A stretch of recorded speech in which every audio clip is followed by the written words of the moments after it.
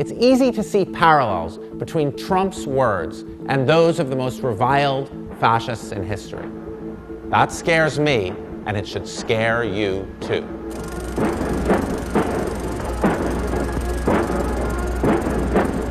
We've flirted with fascism before. They wore Hitler's uniforms, but they wrapped themselves in the American flag.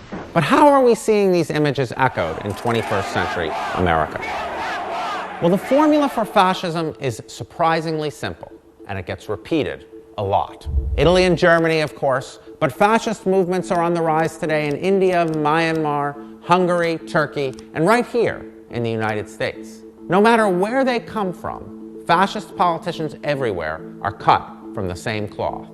Fascism first takes root when politicians conjure up a faith in a mythic past, a past supposedly destroyed by liberals, feminists, and immigrants.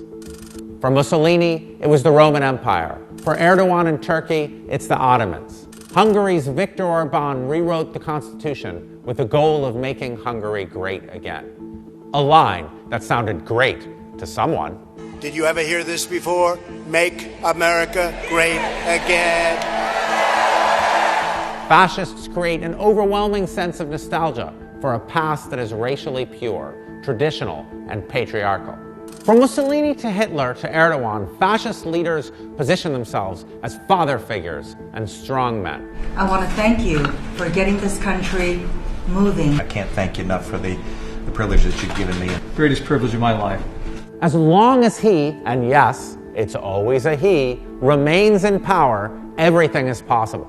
Without him, the whole system collapses. I'll tell you what, if I ever got impeached, I think the market would crash. I think everybody would be very poor. Once you've got your mythic past, you need the next ingredient: division.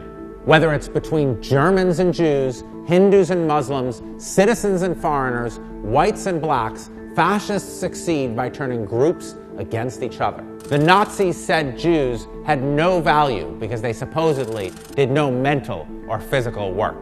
In Myanmar, the Rohingya have been denounced as rapists and criminals, a line which will sound familiar to many Mexicans. They're bringing drugs, they're bringing crime, they're rapists, and some, I assume, are good people. When you divide, it's easier to control. Once fascism has taken root, it spreads through propaganda, and in particular, a kind of anti-intellectualism. They can make anything bad because they are the fake, disgusting news. Fascists attack the truth because truth is central to a free democracy. It's somebody's version of the truth, not the truth. Truth is truth. I don't mean to go like... No, it isn't truth. Truth isn't truth. This environment creates a petri dish for conspiracy theories. Have you seen this symbol at a Trump rally recently? It's a sign for a popular online conspiracy theory that the deep state is working to bring down Trump.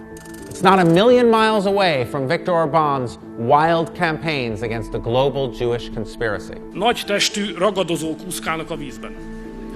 Ez így Soros György határokon átnyúló birodalma, rengeteg pénzzel és nemzetközi nehéz tüzérséggel. With truth under attack and lies running wild, no one can agree on what's true anymore, and fascists love it when that happens.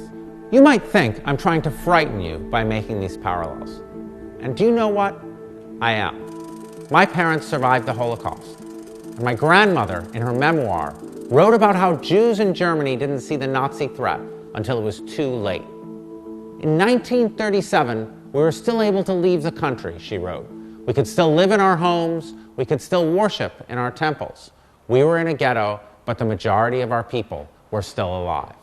I want you to be scared, because if you're not worried about encroaching fascism in America, before long, it will start to feel normal.